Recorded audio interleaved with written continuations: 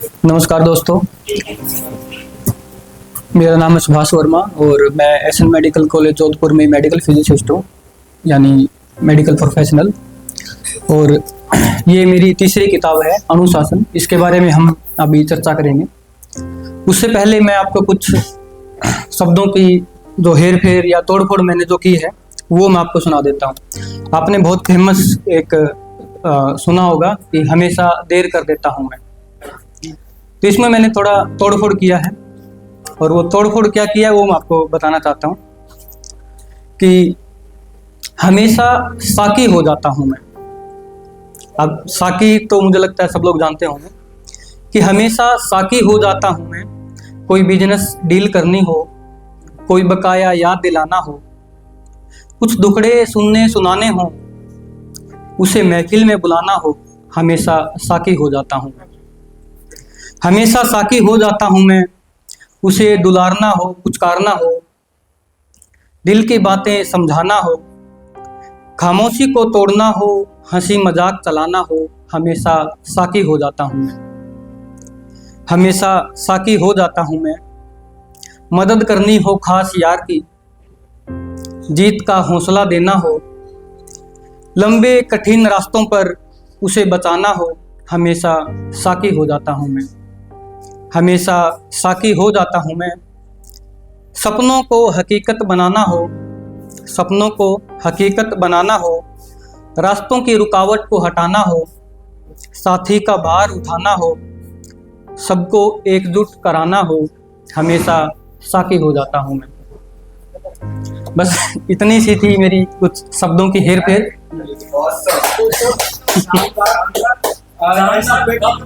ये पूछना था कि ये थी किसके? ये थी एक्चुअली, मैं कोशिश करता हूँ कि थोड़ा सा गंभीर लेखन की तरफ ज़्यादा ध्यान देता हूँ। तो हमेशा मेरा मोटिव यही है कि हमेशा साकी हो जाता हूँ कि मुझे जब काम करने होते हैं, कुछ स्पेशल करना होता है, तब मैं एक ऐसे मूड में, एक ऐसे एनवायरनमेंट में, एक ऐसी चीज़ों की तरफ चला जाता हूँ कि मैं अपना बेस्ट दे सकूँ। ये एक मोटिव था इसके पीछे लिखने का, उसको मॉडिफाई करने का। हम जो सुने हम बिल्कुल बिल्कुल यहाँ पे ऐसा एनवायरनमेंट होता है, ऐसा माहौल होता है, तो शायद और भाई साकी जैसा होता है। बिल्कुल। एक तो मैं तो किसी और की आने नहीं, मैं मेरी ही सुनाऊंगा तो भी है। कुछ अभी मैंने कल ही लिखा। हालांकि मैं पोइट्री, कविताएं बहुत कम लिखता हूँ। मैं उपन्यास, गद्य लिखना पसंद करता हूँ। और गद्य की जब बात करेंगे तो मैं अपनी किताब से कुछ आपको पंक्तियाँ, विचार जो हैं कोट्स, वो सुनाऊंगा आपको। कल ही मैंने कुछ पंक्तियाँ लिखी जो कुछ दिन पहले जो घटना हुई उसको याद करते हुए, क्योंकि उसने हमें इतना गहरा आघात दिया कि शब्द बह जाते हैं। और मुझे लगता है पोइट्री, कविताएं तब ज़्यादा सामने आती है जब हम गूढ़ गहरी भावनाओं में होते हैं, दुखी होते हैं, या किसी ऐसी चीज़ों में होते हैं कि जब हम उभर कर सामने आते हैं। तो तब मैंने लिखा कि और उसकी याद में कल फिर कलम से कमला लिखा। ध्यान से समझना शब्दों को, कि और फिर उसकी याद में कल फिर कलम से कमला लिखा और कलमा पढ़ दिया मैंने। कि मैंने कमला लिखा और कलमा पढ़ दिया मैंने। मन मस्तिष्क यूं मायूस हुआ कि ये क्या पढ़ दिया मैंने। फिर मैंने सोचा कि अगर मैं जीने का सलीका भूल जाऊं, कि आज मेरी जो पहचान है वो इसलिए है कि मेरे पास एक जीवन जीने की शैली है, जीवन जीने का सलीका है। फिर मैंने सोचा कि अगर मैं जीने का सलीका भूल जाऊं तो मैं क्या कहलाऊंगा, कलम, कमला या कलमा? कि मेरी पहचान क्या होगी? मेरी पहचान कलम से होगी कि जिसे मैं याद कर रहा हूं, कमला से होगी या कलमा से? उसके बाद मैं संबोधित करता हूं उन लोगों को कि तुम एक सत्य जानते हो। मुझे नहीं पता कि ये मैं डिलीवर कितना कर पाऊंगा, बट मैंने मेरी गूढ़ भावनाओं को लिखने की कोशिश की कि तुम एक सत्य जानते हो तो यह कितना बड़ा झूठ है। अगर तुम्हें लगता है कि तुम एक सत्य जानते हो तो यह कितना बड़ा झूठ है। वास्तव में सत्य की खोज ही सत्य का बोध है। मैं यहाँ पर यह कहना चाहता हूं कि वास्तव में सत्य क्या है? सत्य की खोज ही सत्य का बोध है। जरूरी नहीं कि तुम्हारा और मेरा सत्य एक ही हो। जरूरी नहीं कि तुम्हारा और मेरा सत्य एक ही हो। जरूरी यह है कि हमें एक दूसरे के सत्य का बोध हो। तुम चिल्लाकर कहोगे तो मैं मान जाऊंगा। तुम चिल्लाकर कहोगे तो मैं मान जाऊंगा। मेरा मानना वास्तव में ईश्वर की हार है। तुम चिल्लाकर कहोगे तो मैं मान जाऊंगा। मेरा मानना वास्तव में ईश्वर की हार है। मैं जीवन को जीवन न मानूं, ईश्वर क्या है? मैं जीवन को जीवन न मानूं, ईश्वर क्या है? जो तुझ में है, जो मुझ में है, वही सब कुछ है। तो चलो चलते हैं फिर से, तो चलो चलते हैं फिर से सत्य की खोज में, जीवन की खोज में। ईश्वर वह नहीं जो सत्य है, सत्य की खोज ही ईश्वर है। इतनी सी थी ये कविता।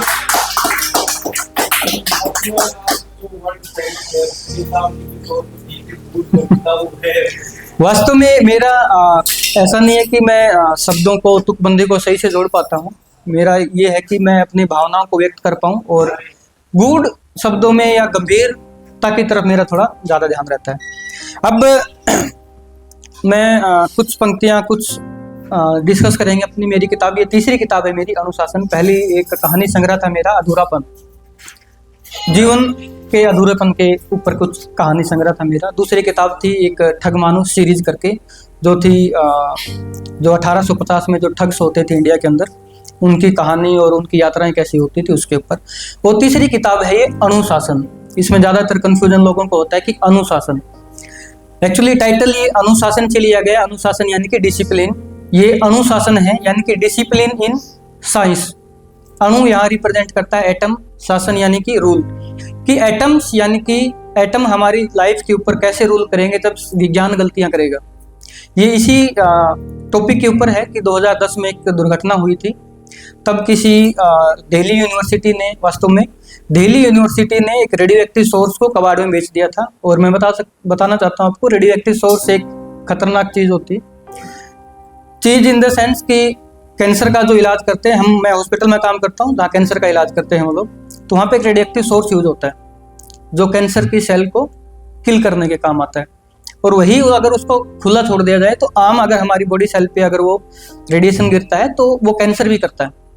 दोनों तरीके से उसका यूज होता है। तो इतना खतरनाक चीज़ था ये वास्तव में, क्योंकि उस टाइम 2010 में कॉमनवेल्थ गेम होने वाले थे, मामला दबा दिया गया।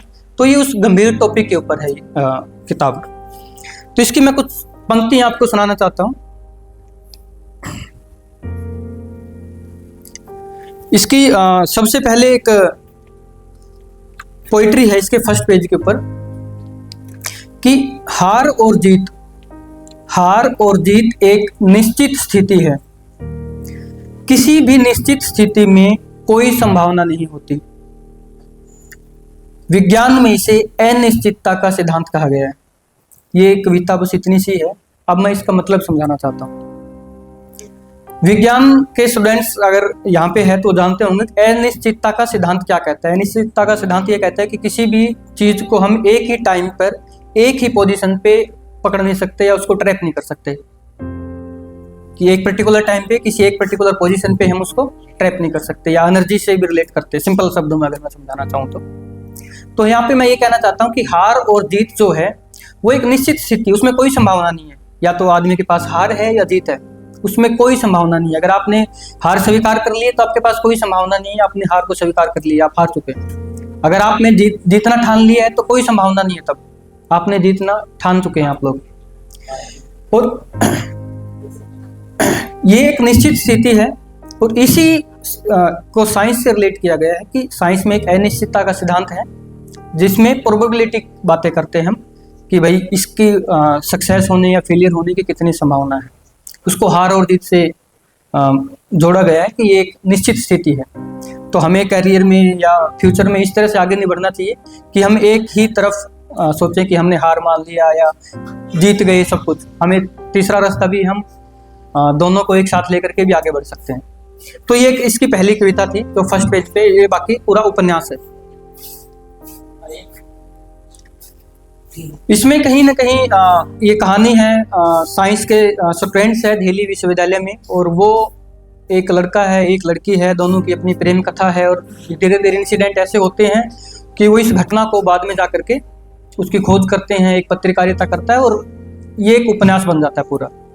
तो जब वो दोनों लोग आपस में बातचीत करते हैं तब उनका एक जगह संवाद है कि तुम जो कहते हो कि तुम्हें हमने मारा, तुम जो कहते हो कि तुम्हें हमने मारा, नहीं, तुम्हें तेरे गम ने मारा, मुझे मेरे गम ने मारा।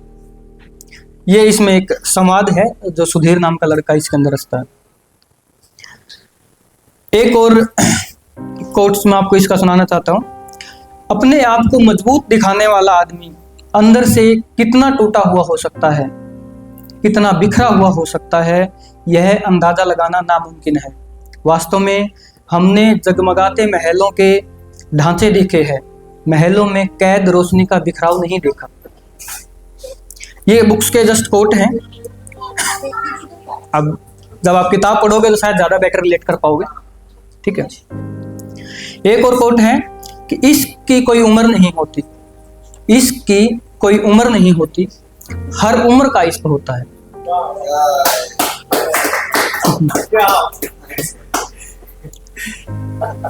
ये भी खूब बात है।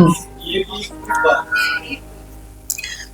इसके अंदर एक और मैं कोट आपको सुनाना चाहता हूँ कि जिंदगी जीने को मकसद चाहिए, जिंदगी जीने को एक मकसद चाहिए और इश्क करना सबसे बेहतर मकसद है, क्योंकि इसमें हार और जीत दोनों ही सार्थक है।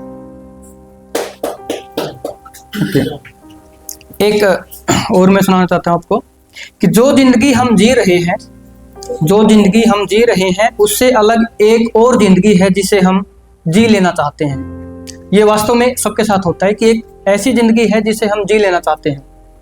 आज जो हम जिंदगी जी रहे हैं वो जिंदगी है जिसकी हमें जरूरत है, हमारे परिवार के लिए, हमारे समाज के लिए। हम जॉब कर रहे हैं, जो भी कर रहे हैं वो हमारी जरूरत है। एक ऐसी जिंदगी है जिसे हम जीना चाहते हैं, जैसे कि यहाँ पे आप सब लोग उपलब्ध हैं, वो जिंदगी है जिसकी आप कल्पना करते हैं, जिसे आप जीना चाहते हैं हमेशा के लिए। तो जो जिंदगी हम जी रहे हैं उससे अलग एक और जिंदगी है जिसे हम जी लेना चाहते हैं, मगर उसे जीने से डरते हैं। क्यों? क्योंकि वह जिंदगी अनेक संभावनाएं पैदा करती है, हारने और जीतने की संभावनाएं। वह जिंदगी अनेक संभावनाओं के साथ एक कठिन रास्ते से होकर गुजरती है। इसलिए लोग आसान और निश्चित रास्तों पर चलकर एक अलग दुनिया के सपने संजोते हैं और उसे सपनों में ही जीते हैं। ये सब मैं यही बताना चाह रहा हूं कि हम आज जिस परिवेश में जी रहे हैं, जिस जिंदगी के हम कल्पना करते हैं, सपने लेते हैं, उस जिंदगी में वास्तव में नहीं जीते, बट उसकी सिर्फ कल्पनाएं करते हैं। ऐसा इसलिए क्योंकि जिस जिंदगी हम कल्पना करते हैं उसमें अनेक संभावनाएं हैं, हारने और जीतने की संभावनाएं। और हम जो रियल लाइफ जो जीते हैं उसमें हमने उन संभावनाओं को बिल्कुल कम कर दिया। हम बिल्कुल निश्चित और सेफ रास्तों पर चलने की कोशिश करते हैं। अगर समय है तो मैं कुछ और पंक्तियां पढ़ना चाहता हूँ इसमें से।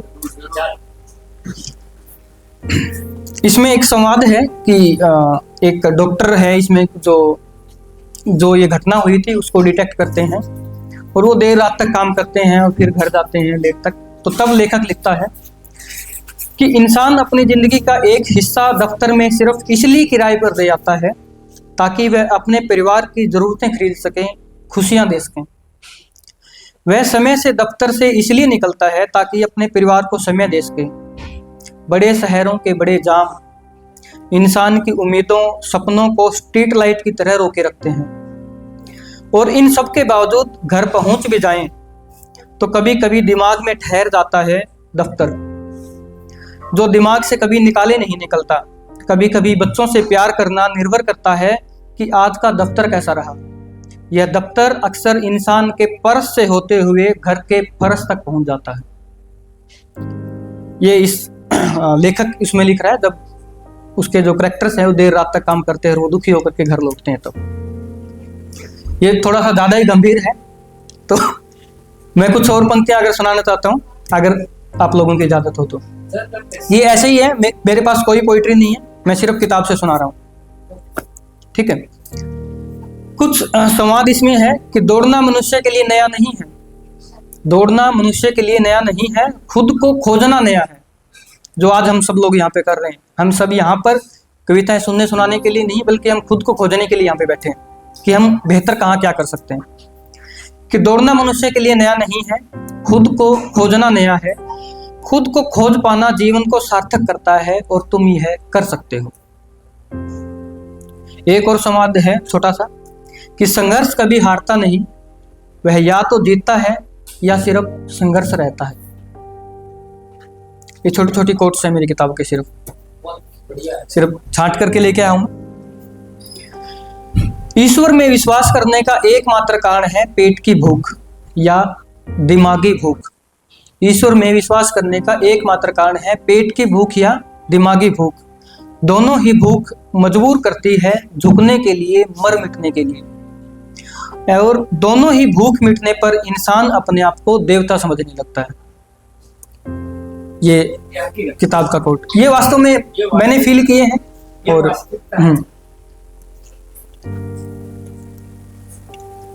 एक और कोट है इसमें, आजकल मर्दों के लिए बहुत कम लिखा जाता है ऐसा बोलते हैं। तो बुक के अंदर कहीं ये लाइन आई तो बाद में जब लिखते हैं तो फ्लो में हम लिख जाते हैं। बाद में हमें लगता है कि ये वास्तव में जब हम लिखते हैं तो कोट नहीं लिखते, भावनाएं लिखते हैं, जरूरत के अकॉर्डिंग जैसे जैसे जरूरत पड़ती है संवाद लिखते हैं, कैरेक्टर एक दूसरे संवाद करते हैं। और ये कोट जो मैंने इकट्ठा किए हैं, ये मैंने मेरी किताब से मैंने कभी पढ़ के दोबारा किए नहीं। ये जब मार्केट में किताब गई, लोगों ने कोट्स सोशल मीडिया पे डाले, तब मैंने वहां से इकट्ठे किए। तब मुझे लगा कि शायद ये अच्छे लगे लोगों को, मुझे भी सुनाने चाहिए। कि मर्द अक्सर इसलिए नहीं रोते क्योंकि वे हर नाकामी को रोने के लिए बहुत छोटा समझते हैं।